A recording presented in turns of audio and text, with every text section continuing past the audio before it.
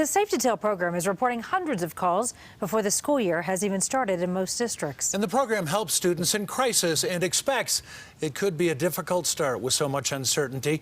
Tori Mason joining us live tonight. And Tori, making sure kids have the emotional resources they need will be a big key to getting things off to a good start.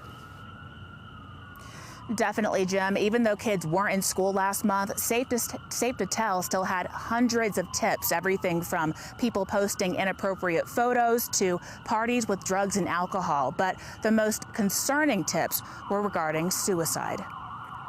So they can struggle academically, behaviorally, socially. Nahal Kalatbari guides students through issues that arise in the halls and at home. As thousands prepare to return, the school psychologist believes little ones will have less readjusting.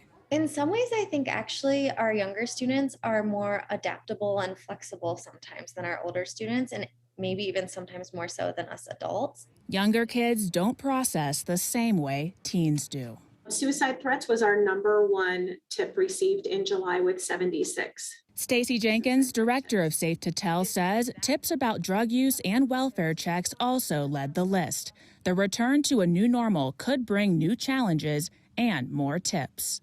We will probably start to see things like bullying increase as students return to the classroom, and potentially anxiety and depression. It's hard to estimate what students are going to be struggling with and what the resultant tips will be. Safe to Tell is a safe space, but Kalatbari says families should make a point to create one at home.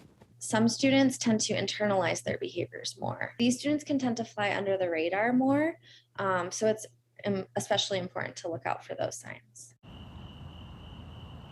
Now, Safe to Tell fears that many issues have gone unreported while those kids were learning at home.